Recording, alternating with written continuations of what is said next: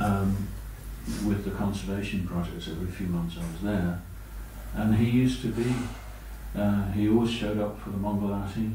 He had a certain place in front of Radha Shamsunda, and you could tell straight away, you look at him, that's a strange man, you know, because he only wore one cloth, tied in a certain way, a bit like a sari, you know, and he was usually unshaven. He always had bare feet, both winter and summer, and he would come in to the, go in front of Radha Shamsunda and just lean on the balcony and just look at Radha Shamsunda. That's all he ever did. I never exchanged a word with him. Most people didn't. But he did this 24-hour kirtan. And the point is that when we got the Krishna Balaram temple,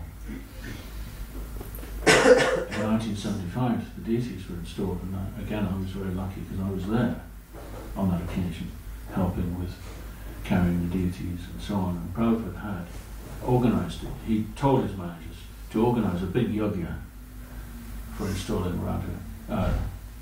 Krishna Balaram, Radha Shamsunda, Gauranitai. And so in the courtyard of the Krishna Balaram temple where all these kind of little straw huts were built, and in each one there was a fire pit, and there were teams of Brahmins chanting mantras all week long from the town. But at the same time, then this went on for 7 days, but at the same time there was a small group of devotees doing kirtan for 7 days. And the word spread amongst us, I certainly had, that Prabhupada had said in his room, he said, actually, they are thinking, the people in the town, that we are performing the function for installing the deity by having all the Brahmins chanting the mantras and throwing grains in the fire for 7 days. But actually, it is Harinama Sankirtan. That is what is bringing Krishna. This rest is just for show, because otherwise they'll think we haven't done it properly, you know. That's what he's saying. So that's when the 24-hour kirtan began, and Prabhupada then gave instructions as soon as Krishna Balaram installed. Kirtan should go on now, 24 hours without a break. Now I don't know how that went, but I did hear that it lapsed. At a certain point, that 24-hour kirtan was struggling. It was struggling to get enough volunteers. And Prabhupada initially, he instructed that every temple in the movement should send a Brahmin on a rota, so that there will always be plenty of Brahmins in Vrindavan to perform the deity worship and to start the 24-hour kirtan. So it had lapsed. So from what I understand is that Ayendra, having decided he'd had enough of 20th century America, he just turned his back on it all and he went to India, and he decided, I'm going to dedicate clearly the rest of my life to chanting Krishna's names, and so that's what he did. And he had a room, I once visited him in his room in the Gurukul, and he lined the walls with cow dung. It was like going into, you know, a sadhu's kutir. It was completely different for us, and he built an altar. Again, it was covered with cow dung, which is the proper way, you know, cow dung, certain mixture, and his deities were there. So he was either in his room doing his puja, or he was down leading the Harinam, the 24-hour Sankirtan. And from what I understand, in the process of doing that, he trained generations of younger members, I think, how to do kirtan. And the technique actually that he taught, I don't know how much of a musician he was, to be honest, but he just, with his heart and soul, and you can see it in the picture downstairs, holding nothing back, total dedication to the holy name, and that is of course the technique for chanting Krishna's names. Doesn't matter how musical you may or may not be. So Ayendra Prabhu, Krishna took him away just last week, and there's no need. Of course, some people will feel sad, but those who knew him, but there's no need for any lamentation, because of Vaishnava's appearance and disappearance are all auspicious. And the kirtan, the Harinam, obviously not just will go on, but will go from strength to strength as it is doing. Now I wanted to talk about Vishwavirya, who also died on the same day, a very different person, a very different story.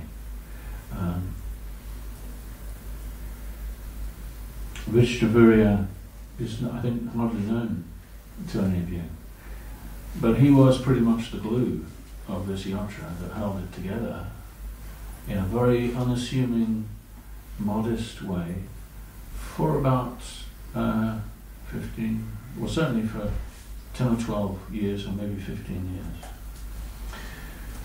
Back in 1971, when I went up to Manchester and opened a temple, Kulashekar went to Cardiff and started a small preaching centre there. And a few devotees joined him down there. Now Cardiff had its own sort of scene, I suppose, as any city does in this country, or any town, but it had a hippie scene. And one of the sort of highly respected and regarded spiritual leaders of the hippie scene was Ian Cheverton, who was Rich Deveria.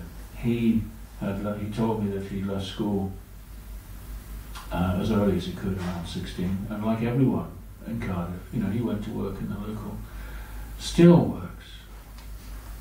But because he was more clever than the others, they put him onto a training course to become a chemist. And so he was a chemist working at the steelworks. But in his spare time, he had a band. He was very musical. And so he had his own band, and he grew his hair in a military way, and he was a weekend rocker. And during the week he had a white coat on, and he was in the laboratory. But at some point he told me he joined the hippie scene, which is an aphorism really for doing what I think generations of young people have done now in the West. You sort of get involved in music, it's sex, drugs and rock and roll, isn't it, basically? Which Guru Das termed love, medicine and music. That's what we do. Love, medicine and music. Medicine for the soul. Chanting, love and Krishna. But it was sex, drugs and rock and roll. So he then lost interest. He was very spiritual. He told me that he read avidly many books, and he became a sort of others told me, who were his friends, he became a spiritual authority who people looked upon with some awe. So when Kulashekar came to Cardiff and was chanting Hare Krishna, in fact, Tribhuvannath went there first and had a festival. Vichy and his circle, which included, who is now Bhajahari, so many good Narahari people you may not know, they all joined. And it was really, and Vichy had a flat, and he gave it to the devotee. He said, come and live with me. He told me before they even came, he was doing Harinam on the street. He hadn't even met the devotees, but he used to go with his hippie friends and they'd chant mantras on the street. So when the devotees came, naturally, they all joined and they did that. So I was up in Manchester and I didn't know anything about this, but when I came down to London one time, there was this new treasurer there, and he seemed to be like a really mature man. He just understood straight away how to run things, how to keep the books, how to keep everything running, and it was Ian from Cardiff.